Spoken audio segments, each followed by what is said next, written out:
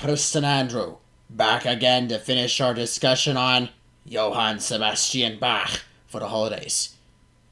Here we will look at his famous Toccata and Fugue in D minor, along with a dark orchestral suite regarding Halloween. Let's wrap things up. Johann Sebastian Bach has been called one of the greatest composers of all time. As noted previously on Bach's Christmas compositions, Bach's music features 3 times more than that of any other composer on the Voyager Golden Record, a gramophone record containing a broad sample of the images, common sounds, languages, and music of Earth sent into outer space with the 2 Voyager probes.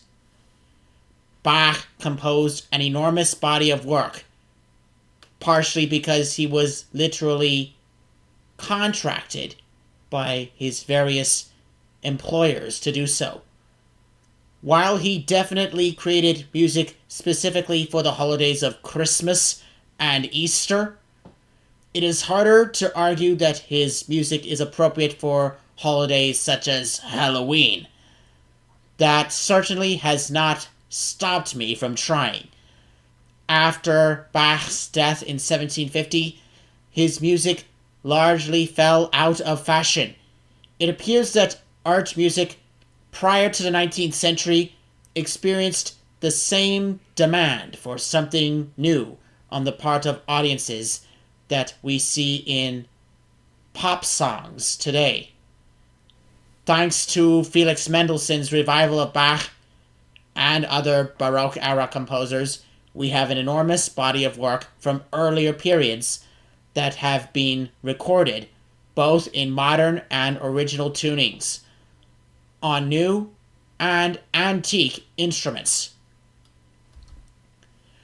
When I was young and first learning about Western art music, I was introduced to a lot of music through 2 Disney Corporation franchises, Fantasia and Little Einsteins.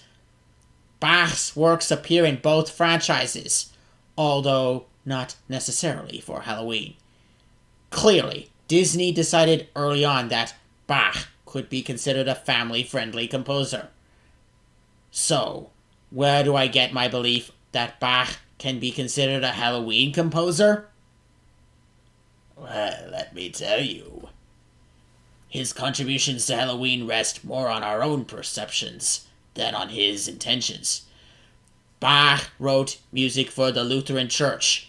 He is the master of Counterpoint, the art or technique of setting, writing, or playing a melody or melodies in conjunction with another, according to fixed rules.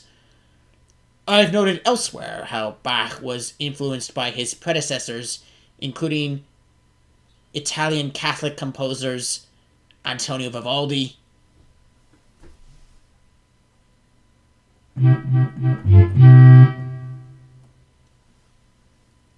and Arcangelo Corelli.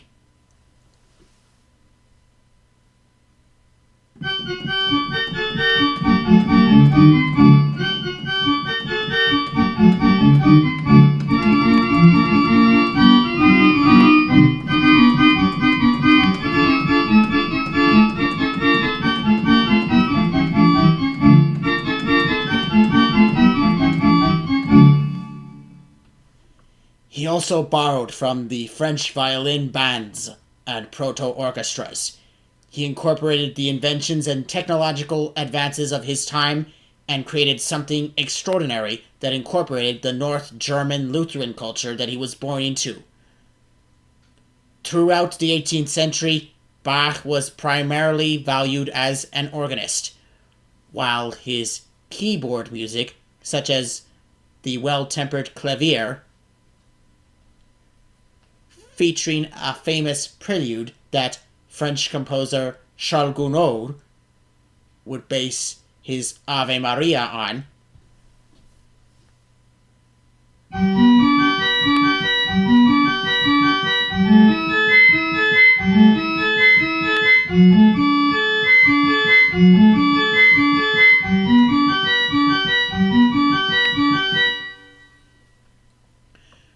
was appreciated for its didactic qualities. His genius at the organ was such that an entire school of French composers, such as César Franck, Charles-Marie Widor, Léon Bouilman, and Maurice Droufflet, followed his lead in their own organ works. Just as he felt free to borrow from others, so our own culture has embraced some of his religious works into our more secular celebrations. Just as the organ has experienced changes in public perception, so too has some of Bach's music. The 19th century's fascination with all things Gothic associated organ music with the supernatural, not just the church.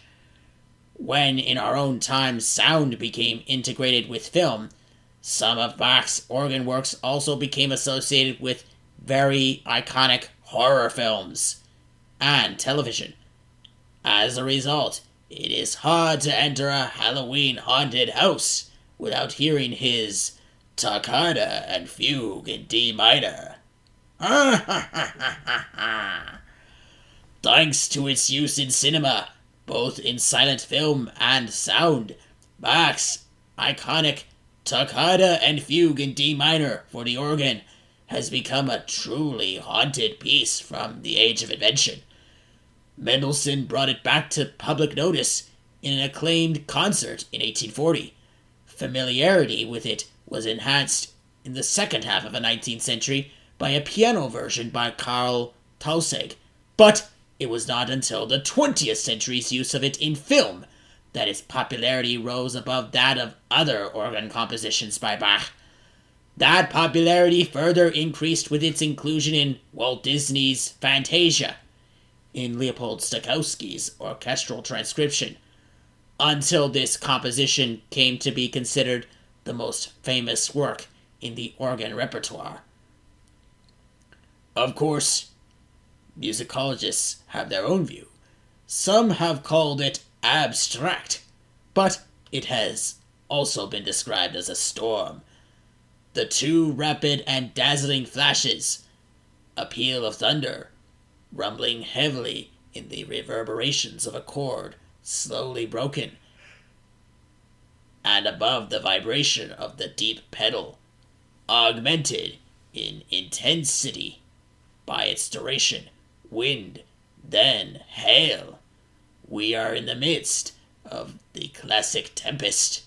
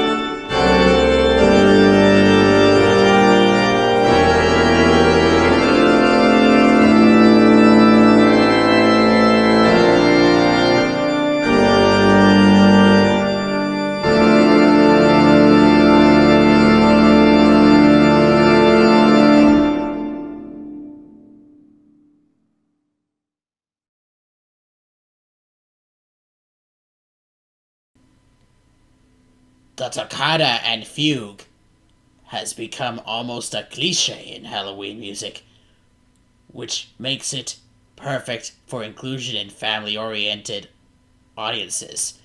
But it is not Bach's only work we include in the Halloween playlist.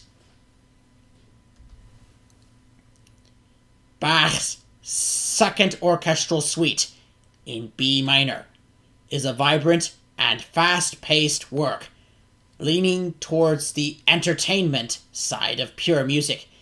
It is one of 4 such works that Bach wrote in his lifetime, probably written around 1720, certainly before 1723, when he began work at Leipzig. The venue for the first performances of many of Bach's secular cantatas and instrumental works was the Café Zimmermann, where music was offered free of charge to the public. Between 1729 and 1739, Bach was the director of the Collegium Musicum, a society founded by Georg Philipp Telemann, which presented concerts at the Café House. The suite's form derives from French ballets and operas, which were the current rage for much of Germany and other European countries. Bach himself seemed more attuned to Italy and the music of Vivaldi and the Scarlatti family. Bach seems to have been attracted to the Italian brilliance of harmony and the way they could make speedy ostinatos, inject more excitement into an already lively beat. It was simply the most visceral music in Europe at the time, and when Bach added it to anything, sparks flew. Although the Second Orchestral Suite is a light and festive dance, it is set in B minor and is the darkest of his 4 orchestral suites, the other 3 being in major keys, the first of which is in C major, or the other 2 which are in D major, including the 3rd with the iconic air on the G string. Back to the second suite, it's scored for intimate and veiled forces, transverse flute, violins, viola, and basso continuo, while the formula for this work originated in the ballet music of Jean-Baptiste Lully. In Bach's hands, it becomes a drama filled with haunting mystery. There are jarring dissonances in the cloudy opening bars. As the music develops, the flute lines rise to the virtuosity of a concerto, the equivalent of chiaroscuro in painting. While the last movement, the minuet and badinerie, is as frothy and energizing as the most satisfying cup of coffee, the haunting quality makes it a good fit for a Halloween playlist. This appeared in 2 episodes of the Disney Little Einsteins franchise, A Tall Totem Tale, and Knock on Wood.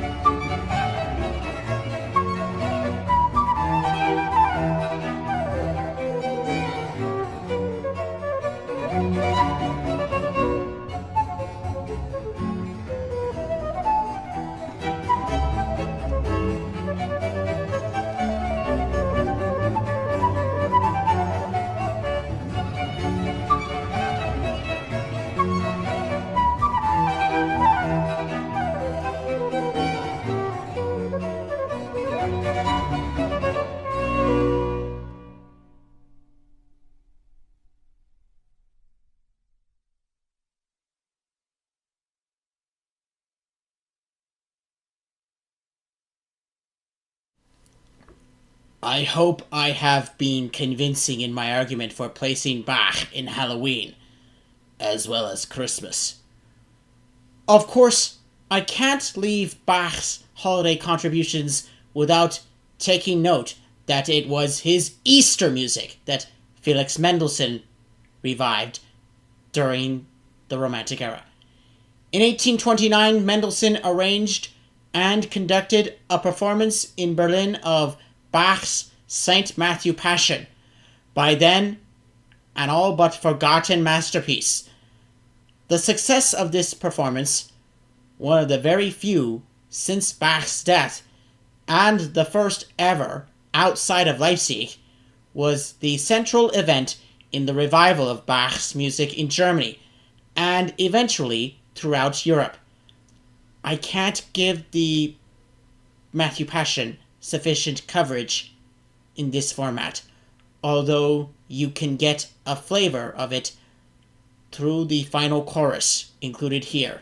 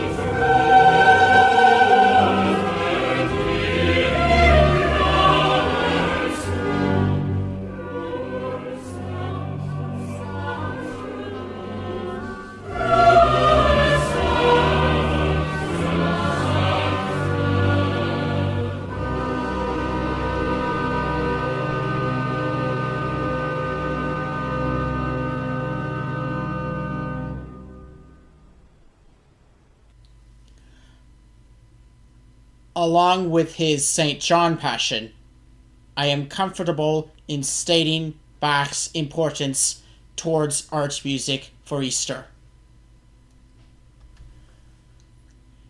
Between his Christmas music, our current perceptions of how a few of his works fit into Halloween, and his moving masterworks for Easter, Bach can be clearly seen as a giant in the history of holiday art music. Of course, this does not take away from his importance in art music history in general, such as his contributions to harmonic progression, fugal counterpoint, equal temperament, and even his consultations regarding the creation of the piano. There are many documentaries out there on Bach that discuss his personal history, his personality, and his amazing influence on music, not just for his own compositions, but as the father of important composers in their own right, like his sons Carl Philipp Emanuel, Wilhelm Friedemann, and Johann Christian Bach. I hope my presentations will inspire you to continue to explore Bach and his music.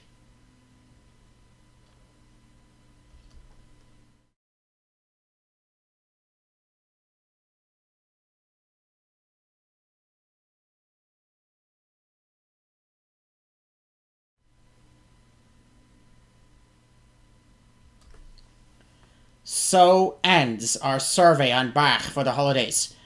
I hoped you learned something from this Baroque composer, and I hope to see you on my other surveys.